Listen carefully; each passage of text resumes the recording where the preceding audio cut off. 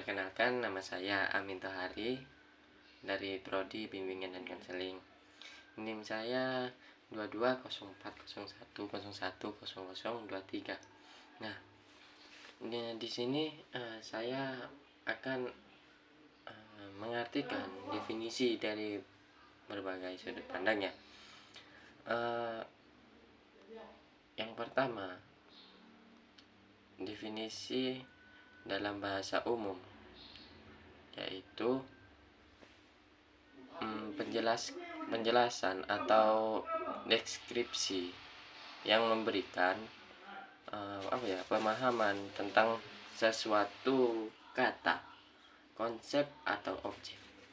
Nah, yang kedua, definisi dalam matematika. Definisi dalam matematika adalah penjelasan formal yang menggambarkan sifat-sifat atau karakteristik suatu objek matematika seperti bilangan, himpunan, atau fungsi.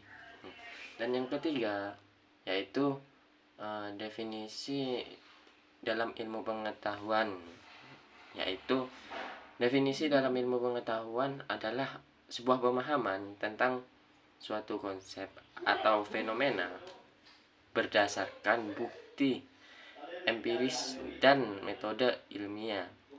Ini biasanya sering digunakan untuk memahami alam semesta dan fenomena alam. Dan yang keempat, definisi dalam hukum. Definisi dalam hukum adalah menjelaskan yang merinci hak, kewajiban, atau ketentuan hukum yang berkaitan dengan suatu peraturan atau kasus hukum. Dan yang kelima itu definisi dalam kesehatan. Nah, definisi dalam kesehatan adalah deskripsi atau penjelasan mengenai suatu kondisi medis, penyakit, atau penggangguan kesehatan, termasuk gejala, penyebab, dan penghambatan yang melawan gitu. Nah, yang keenam yaitu definisi dalam linguistik.